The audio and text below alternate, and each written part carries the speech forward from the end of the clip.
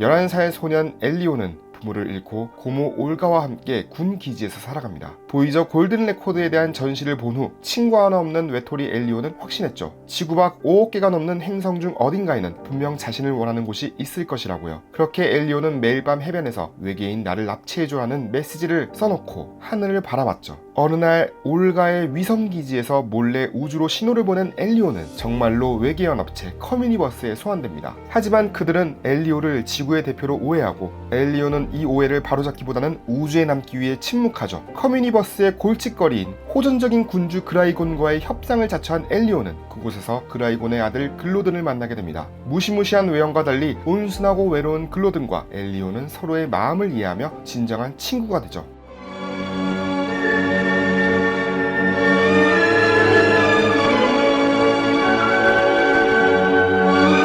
엘리오를 보는 내내 떠올린 것은 로버트 저메키스 감독의 작품 콘택트였는데요. 실제로 해외 평론가들도 이 작품을 어린이를 위한 콘택트라고 평가했을 정도입니다. 천문학자 칼 세이건의 철학이 영화 곳곳에 스며들어 있고 우리는 혼자인가 하는 근본적 질문을 어린이의 시선으로 재해석했죠. 엘리오가 보이저 골든 레코드 전시를 보며 우주에 대한 경이감을 느끼는 오프닝 시퀀스는 당시 콘택트가 주던 과학적 설렘을 고스란히 재현합니다. 더 놀라운 것은 과거 SF 명작들에 대한 정교한 오마주들인데요. 미지와의 조우, E.T.를 만든 스티븐 스필버그 감독에 대한 헌사도 엿보이며 터미네이터2의 상징적인 엄지손가락 장면이 등장하고 에이리언 시리즈의 충격적인 체스트버스터 장면이 귀여운 코미디로 재탄생하죠. 여기에 SF 공포영화에 나올 만한 요소가 아이들이 웃을 수 있는 순간들로 변모하는 과정에서는 픽사의 탁월한 재해석 능력을 확인할 수 있습니다. 제작진의 의도도 분명했는데요. 메들린 샤라피안 감독은 우리가 관객에게 전달하고 싶은 메시지는 희망과 연결이라고 밝혔고, 도미시 감독은 외로움을 느껴본 적 있는 사람은 따뜻한 위로를 받게 될 것이라고 전했죠. 실제로 현대사회의 고립감과 외로움을 다루는 영화의 주제의식은 탄탄한 편입니다. 특히 11세 아는 사춘기 직전의 미묘한 시기를 주인공으로 설정한 것은 의미 있는 선택이었죠. 하지만 이 모든 완성도에도 불구하고 엘리오를 보며 느끼는 감정은 복잡한데요. 1990년대의 나라면 이런 설정만으로도 가슴이 뛰었을 것입니다. 외로운 소년이 우주에서 친구를 만난다는 이야기, 칼 세이건의 철학이 스며든 과학적 경감, 클래식 SF에 대한 오마주들, 모든 요소가 완벽하게 갖춰져 있는데요. 캄브리아기 최강의 포식자 중 하나인 아노말로 카리스에서 따온 듯한 테스타 대사의 모습까지 말이죠. 문제는 2020년대에 나는 수많은 SF 작품을 경험했고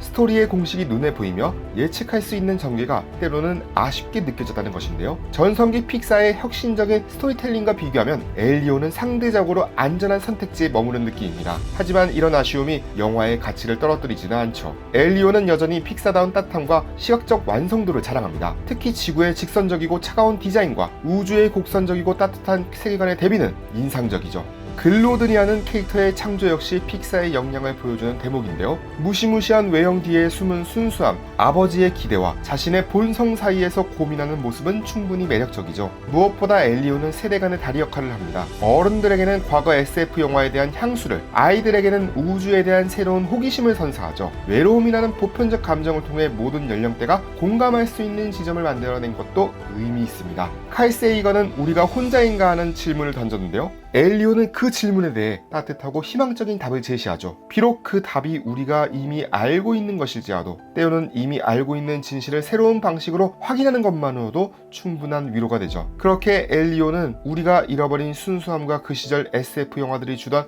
순수한 경이감에 대한 그리움을 더욱 선명하게 드러내는 작품이 됐습니다.